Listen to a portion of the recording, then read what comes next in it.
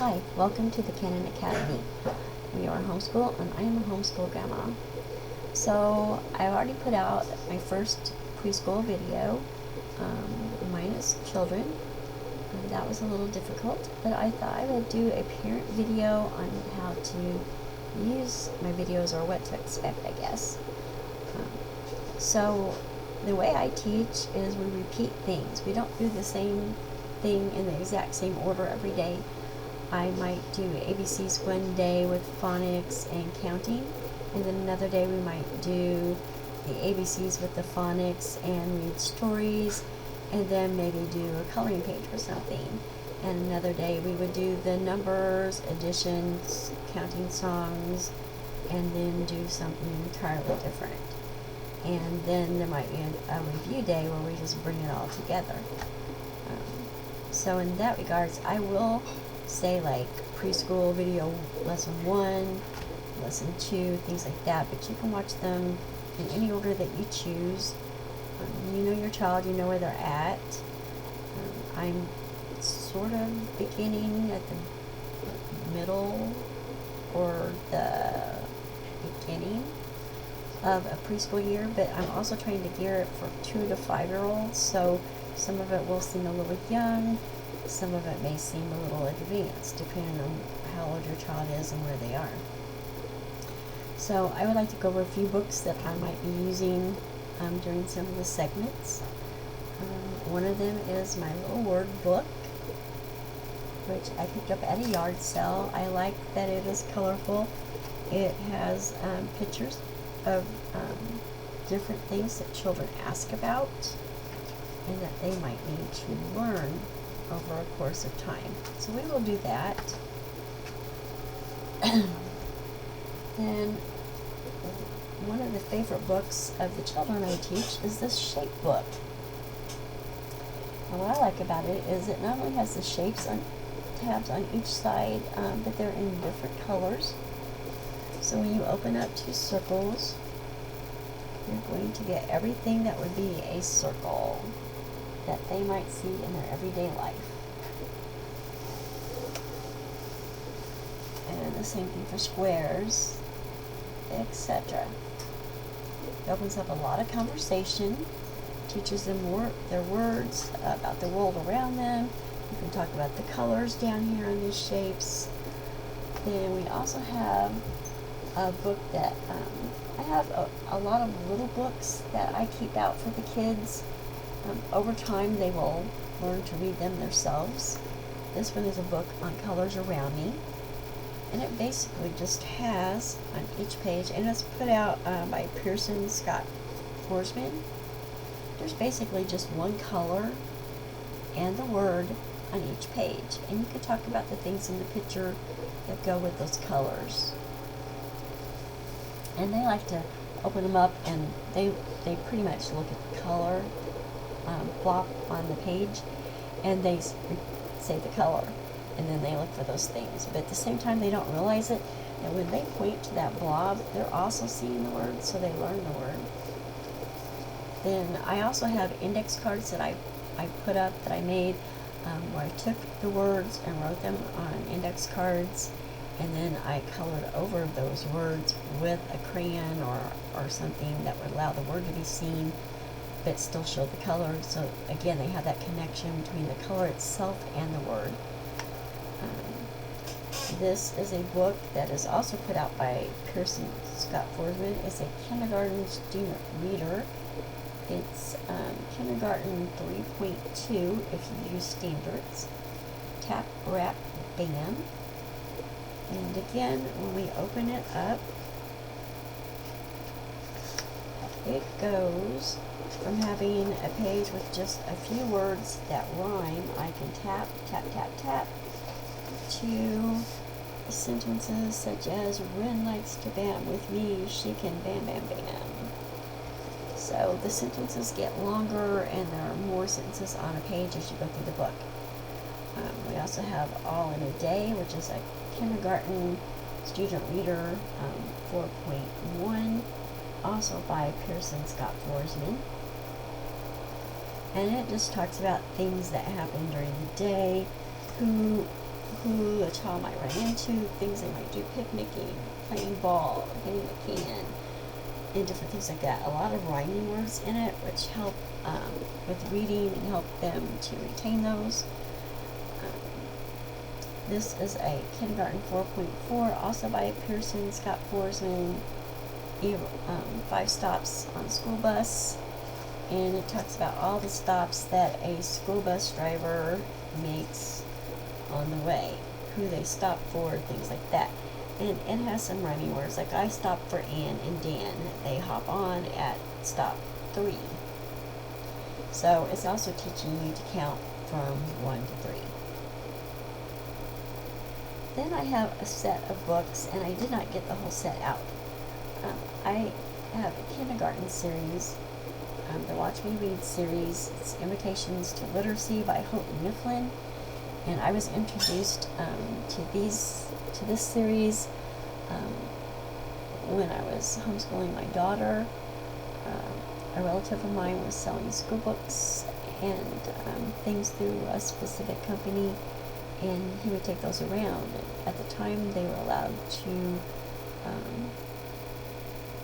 do with their demos when they were finished with them as they needed, and so he gave me a few. I love these books. I actually sold the first set when I thought I was through with them, and then when I got the next batch of kids, decided, oh, I like those books, let me get those.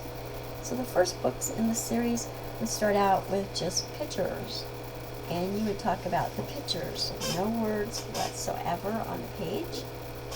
And this one is the first day of school. And so you go on about how to get ready for the first day of school, and everything that happens and everyone who's around and stuff. And so that helps them prepare for that day. Then as you get into that series, that will be the first book. This one is the 5th book in that set, The Horse's Hat. As we progress to this story, they have like sight words that you can learn, and then there's a picture for a word that is not necessarily a sight word, just so they can kind of work it in and see how the picture connects with the sentences. And by the time they get to the 10th reader in the set, this one's Hot Soup, they are able to read total sentences. And still it's simple. This is about a bear family who's making hot soup. On this page, fathers, it says, put it in the pot, said Father Bear. And Sister Bear said, I have a potato. Put it in the pot, said Father Bear. So it sort of repeats, and the kids pick up on that, and by the end of the story, they know what's going to happen. We're going to put it in the pot. And I also have a first grade set from the same series, Watch Me Read, Invitations to Literacy by Houghton Mifflin. And this would be book 2, Fox and the Chick. Still colorful pictures, easy to read sentences, and I like to take these and read to the children before they are able to read. 3 Wishes for Buster would be book 5. And of course now we have more sentences on the page. I was able to get my hands on a few of these books, and sad to say I do not have the complete consonant letter set. But they're wonderful. This is the letter X book, and my littles like to go through it because it shows you the letter X for X-ray, chicken pox, which ends in an X, box ends in an X, box ends in an X, and X's and zeros for tic-tac-toe. It shows them the difference between a capital X and a lowercase. And then it has the arrows that show them how to write them. And then it goes over X is for X-ray, and it lists each picture. X is at the end of box. X is at the end of fox. So forth. It's really simple. I have a few of these with long vowel sounds. This one works with the letter A, of course. So skate, Kate, skate. And the story would have to do with a girl named Kate learning to skate. And then I have these in various different age groups that I picked up at yard sales and bookstores and things like that for $0.25 a piece, which is a good buy. And they're science emergent readers. It says the desert is more than sun and sand. Discover the wonders of this surprising environment. Now, it's put out by Scholastic. I am not sure of the true level that this book is, having not bought it through them. But I have kind of deemed it kindergarten through first at least, because it's simple sentences. Very colorful pictures depicting different desert scenes. I have those on various different subjects. Now, in these lessons, we're also going to use two different pre-primers.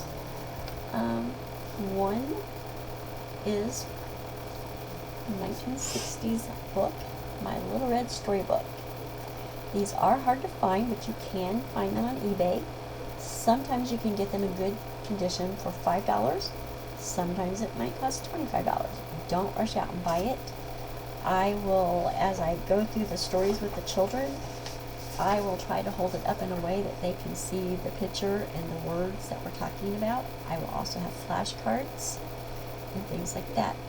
I learned to read from this set. I taught my boys to read from this set before they went to school.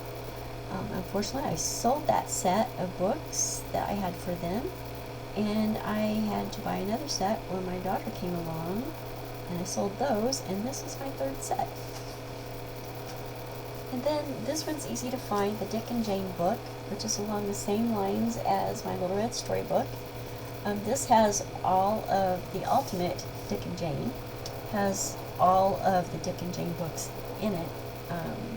And I deem it from kindergarten through first grade, maybe a little beginning second. I use it for my preschoolers. Most of them learn to read by the age of 3 and 4.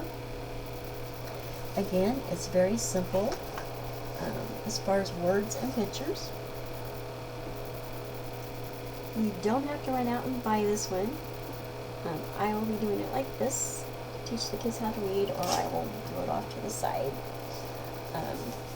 You can pick this book up through LTD, where I got mine, on Amazon, eBay, through Barnes & Nobles. Sometimes Half Price Books has them. You might see them at yard sales and various other places. So they're very affordable. They're usually not more than $10 brand new. So as far as the other videos, feel free to pause them, stop them, rewind them, however you want. It's really hard for me to gauge if the kids are enjoying it or not, as soon as I can't see them. However, I'm doing my best. Usually we will do like 5 minutes of reading or phonics, and then we'll go and we will play with blocks or something like that. Then we will do 5 or 10 minutes of math, counting, addition, various songs that help us with that.